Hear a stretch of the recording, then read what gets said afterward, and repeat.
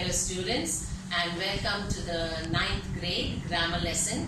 Today I will be teaching you phrases and clauses. I think you have already learned a little about it in your 8th grade, but today I'll do a little more in detail for you. Alright, now what is a phrase? A phrase is a group of words which forms part of the sentence. It forms the meaningful part of the sentence, but it does not have the subject and the verb. Now, these phrases can be classified into 4. Alright, so here I have a noun phrase for you. The noun phrase will have the noun part of the sentence. Alright, and I have given you an example. His sudden disappearance is a mystery. So, why I have underlined his sudden disappearance? It's the noun part. So, this is the noun phrase. Alright, some other noun phrases are the black hat, the pink dress. Alright, these are again noun phrases. Then we have verb phrases. So, what are verb phrases? The verb phrase will have the verb part of the sentence. You must work hard to get good marks. Now here, to get good marks is the verb phrase, which I have underlined for you. Alright?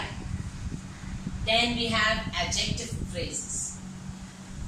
Ravi is a man of bad temper. Describes. See, adjectives are describing words. So it is describing what kind of a man is Ravi. A man of bad temper. So that is the adjective phrase. Then we have the prepositional phrase. Prepositions, you know, they are words which show relation to the nouns. Like on, in, under, they are all prepositions. So I have another example for you here.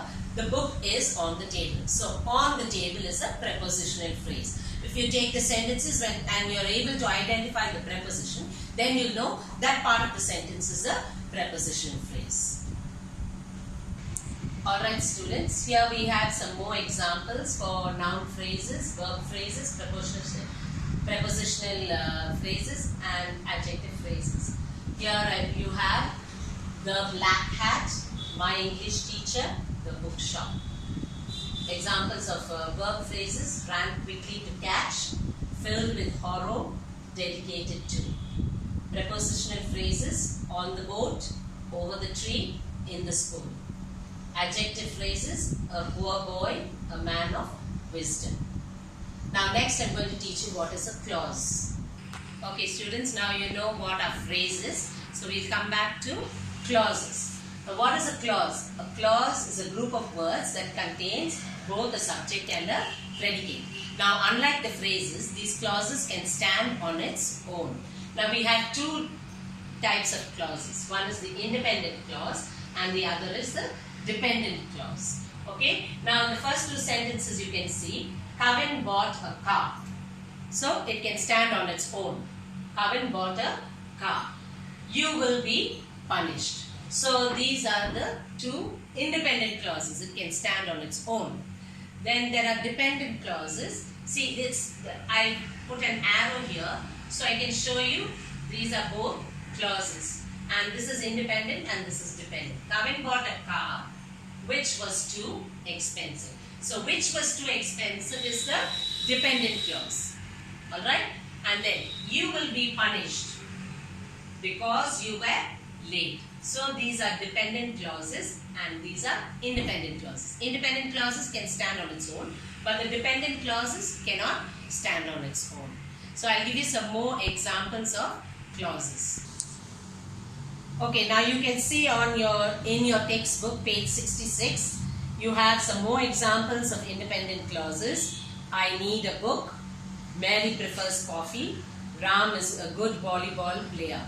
And then you have some more dependent clauses. When it is raining, because you were late, after you go to school.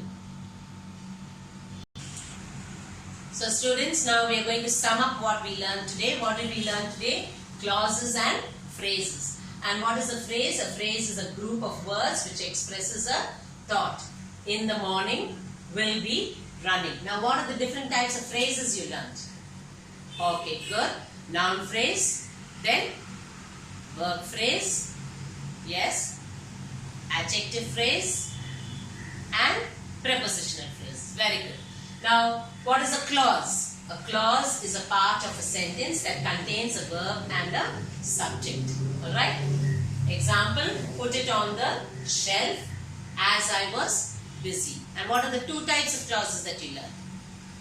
Very good.